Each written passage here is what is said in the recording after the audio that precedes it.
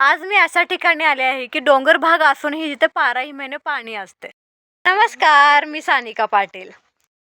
इथं जे देव दिसतो ना, म्हणजे तो खरं तर वरचा देव आहे, पण जी म्हातारी लहान मुलं आहेत ना, त्यांना वर जाता येत नाही एवढ्या मोठ्या डोंगरावर. म्हणून खास इथं ह्यानी हा छोटासा इथं केला की तिथलं दर्शन घेऊन त्यांनी इथंच बसावं म्हणून. आम्ही चॅलेंज लावले, आम्ही न थांबता तो डोंगर चढून दाखवणार आहे. डोंगर चढायला सोपं व्हावं म्हणून पहिल्याच्या लोकांनी ह्या दगडाच्या इथं अशा पायऱ्या करून घेतल्यात. चॅलेंज घेतले तर खरं, फक्त आता अर्धा डोंगर चढला तर एवढी धाप. आता ती पण हारली, ती पण, आणि अशा रीतीने मी पण हारलेले आहे.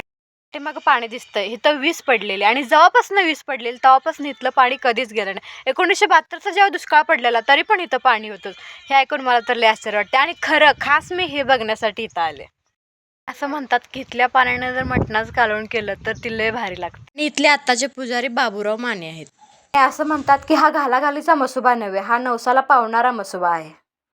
कायम इथं मसोबाला इथं डोंगरावरच्या, पण आम्ही दोघी पहिल्यांदा आलो. ह्या उतरा लावल्या तर जेवढं चढताना भीती वाटत नव्हती तेवढी उतरताना भीती वाटायला लागल्या.